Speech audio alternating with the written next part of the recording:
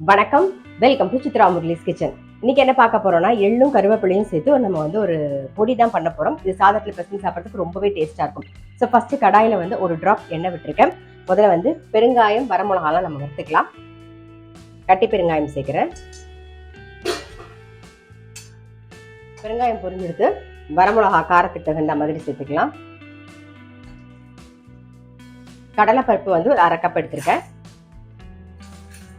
கடலைப்பருப்பு லைட்டாக வறுபட்டுட்டோம் பாருங்க, நல்லா வறுபட்டுருது. கடலைப்பருப்பும் எடுத்துடலாம்.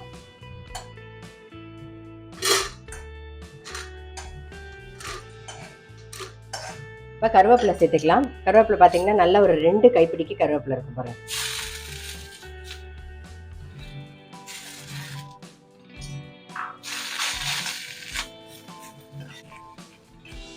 பாருங்க, கருவேப்பிலையோட ஈரப்பதம் போயாச்சு. ஸோ இப்போ இதோடய நல்லா 1 கப்புக்கு எள்ளு சேர்த்துக்கலாம். நாம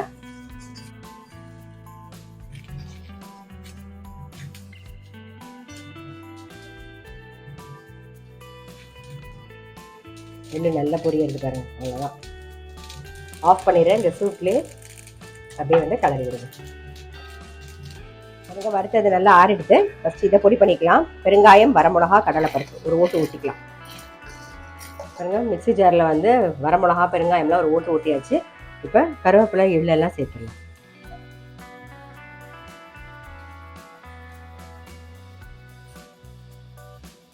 பாருங்க, தேவையான உப்பை சேர்த்து ஒரு ஓட்டு ஊட்டிடலாம். பாருங்க, உப்பு சேர்த்து ஊட்டியாச்சு. அவ்வளோதான், நம்மளுடைய பொடி ரெடி.